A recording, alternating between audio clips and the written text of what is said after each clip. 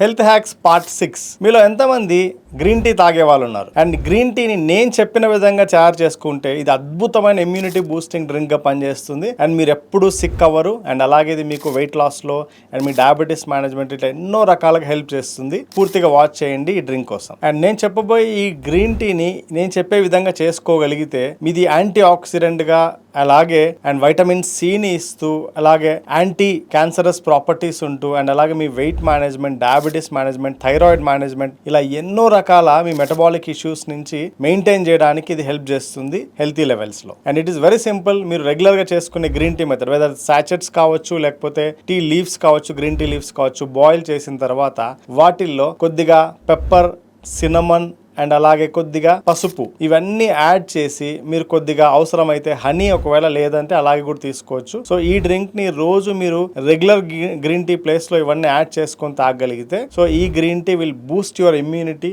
And మీ బాడీని మొత్తం బుల్లెట్ ప్రూఫ్ చేస్తుంది. అండ్ వైరసెస్ ని, బ్యాక్టీరియల్ నుంచి అండ్ ఇన్ఫెక్షన్స్ ఎటువంటి రాకుండా ఎస్పెషల్లీ కోల్డ్ అండ్ కాఫ్ ఉన్న టైంలో ఇది తాగలిగితే it will relieve your cold and cough symptoms ని. అండ్ మీ friend and family member frequent cold and cough తో సఫర్ అయ్యే వాళ్ళకు ఈ రీల్ ని షేర్ చేయండి. గ్రీన్ టీని ఈ విధంగా తాగమని చెప్పండి. అండ్ మీరు ఒకవేళ హెల్తీగా ఫ్యాట్ లాస్ అవ్వాలనుకుంటే కనిపిస్తున్న డిఎం చేయండి లేదా కామెంట్ చేయండి వెయిట్ లాస్ అని.